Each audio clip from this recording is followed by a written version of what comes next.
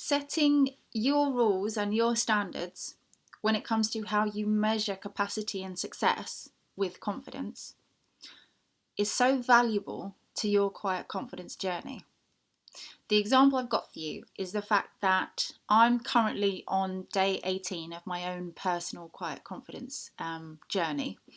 And what I'm trying to tackle is my behaviours and habits that are deeply embedded after having a very long journey of food compulsions.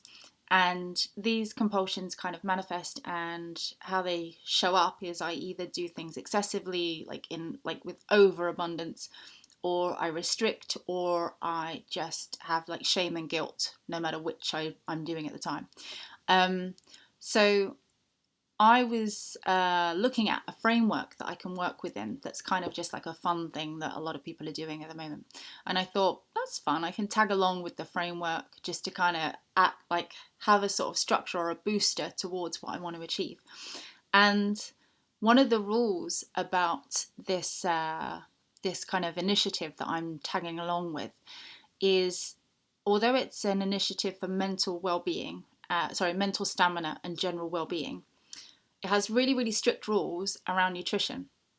And I thought those are really good rules because they're just generally, they're common sense. Don't eat loads of stuff that makes you feel crap. Don't eat anything that's unhealthy. So there's nothing like amazing about this framework, but I wanted to tag along with it.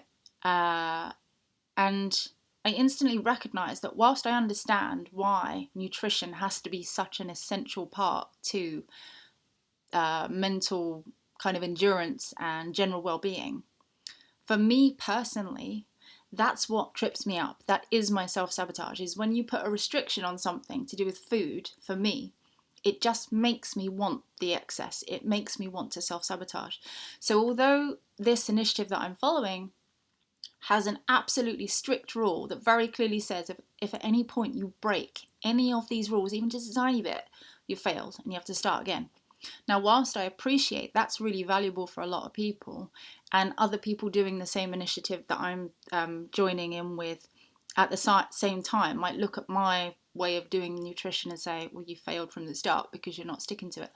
I decided that it's really important that I don't stick to it because it doesn't work for me, just that one little bit. Now, instead of saying to myself, you're just self-sabotaging again and you've already failed and it's day one, and you're on day 18 of your own personal quiet confidence transformation, but you're on day one of this initiative that everyone else is doing, it doesn't mean that I can't continue. It just means I continue based on my rules and my standards. And that's why it's so essential that you ask yourself at the beginning of these kind of transformations that you might want to take with confidence, what are your standards? What are your rules? What works for you? Regardless of what everyone else is saying and whatever opinions or justification people give for judging whether your capacity or your measurement of success is good enough for them, doesn't matter. What are your standards and what are your rules? And once you answer those questions, it should be so much easier to trust instinctively that you're heading in the right direction.